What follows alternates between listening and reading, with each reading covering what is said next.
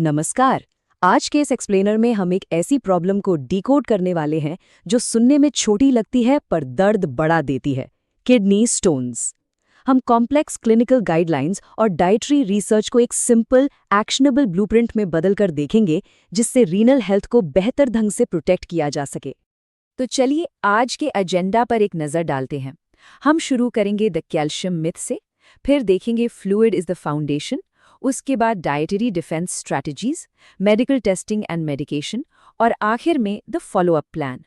शुरुआत करते हैं पहले सेक्शन से, द कैल्शियम मिथ। आखिर इसके पीछे की सच्चाई क्या है? अब देखिए, लगभग 80 से 85% किडनी स्टोन्स एक्चुअली कैल्शियम से बने होते हैं। तो ये सोचना बिल्कुल लॉजिकल लगता है ना कि डाइट में कैल्शियम का सेवन तुरंत कम कर देना चाहिए। पर क्या सच में ऐसा है? यहाँ सबसे हैरान करने वाली बात यह है कि साइंस बिल्कुल इसके ऑपोजिट है। डाइट में कैल्शियम कम करने के बजाय दूध और दही जैसे आइटम्स के थ्रू रोजाना 1000 से 1200 मिलीग्राम डाइटरी कैल्शियम लेना बेहद फायदेमंद माना जाता है। असल में डेयरी प्रोडक्ट्स दुश्मन नहीं बल्कि एक प्राइमरी डिफेंस की तरह काम करते हैं। इस पैराडॉक्स के पीछे की साइंस को समझने के लिए हमें ऑक्जेलेट पर गौर करना होगा।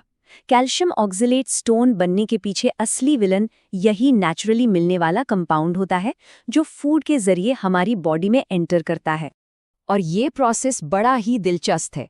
होता क्या है कि कैल्शियम गट में यानी आंतों में ही ऑक्जेलेट के साथ बाइंड हो जाता है, इससे पहले कि वो यूरिनरी ट्रैक्ट तक पहुंचे। इसका मतलब है कि हाई कैल्शियम डाइट लेने से असल में बॉडी में स्टोन्स कम बनते हैं।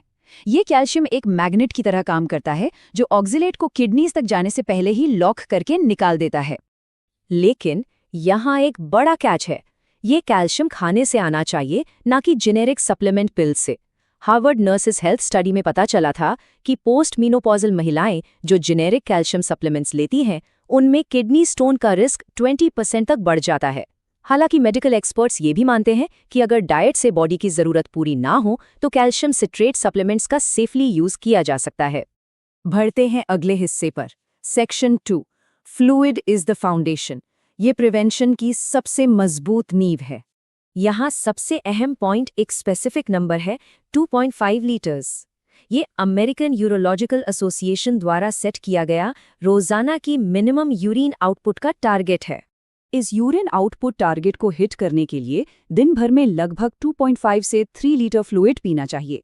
पानी ऑफ कोर्स हमेशा बेस्ट और सेफेस्ट ऑप्शन होता है, और अगर इसमें रोजाना आधा कप ताज़ा नींबू का रस मिला लिया जाए तो फ्रेश सिट्रेट मिल जाता है जो नए स्टोन्स बनने से नेचुरल तरीके से रोकता है। साथ ही शुगरी ड्रिंक्स और सोडास को लिमिट करना जरूरी है।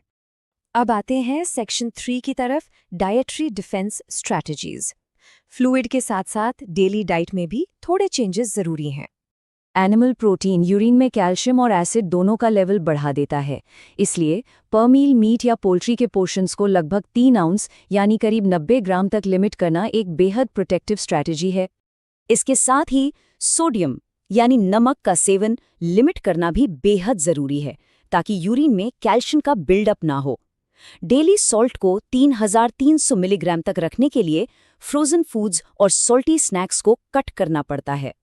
दूसरी तरफ हाई ऑक्जेलेट आइटम्स जैसे स्पिनच, आमंड्स और छिलके वाले आलू को लेकर भी सावधान रहना चाहिए। पर क्या करें अगर किसी को पालक यानी स्पिनच बहुत पसंद हो? स्पिनच ऑक्जेलेट में एक्सट्रीमली हाई है, पर इसको मैनेज करने का एक सिंपल मेडिकल ट्रिक है। इसको हमेशा किसी हाई कैल्शियम फूड के साथ कंज्यूम किया जाए। ऐसा करने से कैल्शियम और ऑक्जेलेट डाइजेस्टिव ट्रैक्ट में ही बाइंड हो जाते हैं और उनका बॉडी में एब्जॉर्प्शन डिलिबरेटली रोका जा सकता है। चलिए अब देखते हैं section 4, medical testing and medication. जो लोग नेचुरली हाई रिस्क पर हैं उनके लिए सिर्फ लाइफस्टाइल बदलना काफ़ी नहीं होता। वहाँ क्लिनिकल गाइडलाइंस एक बहुत ही स्ट्रक्चर्ड पाथ सिफारिश करते हैं। शुरुआत होती है एक इनिशियल स्क्रीनिंग से जिसमें डिटेल्ड हिस्ट्री, ब्लड टेस्ट और यूरिनालिसिस शामिल हैं। फिर स्टोन मिनरल कॉम्पोजिशन का एग्जैक्ट एनालिसिस होता है और आखिर में सबसे एडवांस स्टेप आता है, 24 घंटे की मेटाबॉलिक टेस्टिंग। अनप्रिसाइज 24 मेटाबॉलिक टेस्ट्स के बेसिस पर एक पेशेंट के यूनिक मेटाबॉलिक प्रोफाइल के हिसाब से टारगेटेड मेडिकेशंस दी जा सकती हैं। जैसे thyroid diuretics high urine calcium को टारगेट करते हैं और पोटेशियम सिट्रेट लो सिट्रेट या हाई एसिड लेवल्स को ठीक करने के काम आता है। ये मेडिसिन्स अग्रेसिवली नए स्टोन्स बनने के रिस्क को कम करती हैं। और आखिरी सेक्शन 5, द फॉलोअप प्लान, क्योंकि प्रिवेंशन एक वन टाइम फिक्स नहीं है। ट्रीटमेंट शुरू होने के बाद पहले 6 महीने के अंदर एक और 24 आवर यूरिन रीटेस्ट होना चाहिए, ये चेक करने के लिए कि थेरेपीज कितना अच्छा काम कर रही हैं।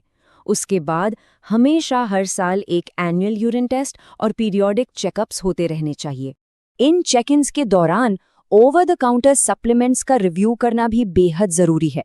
कुछ आम सप्लीमेंट्स जिन्हें लोग हेल्दी समझते हैं, जैसे हाई डोज विटामिन सी या टर्मेरिक यानी हल्दी सप्लीमेंट्स, असल में अपने हाई ऑक्सैलिक कंटेंट की वजह से नए स्टोन्स ट्रिगर कर सकते हैं।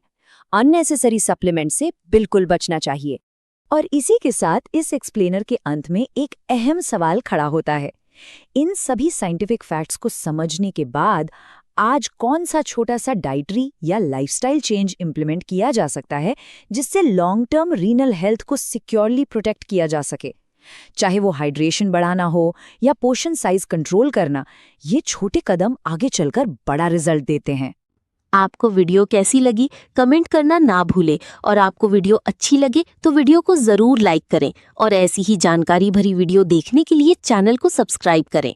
राधे राधे जी।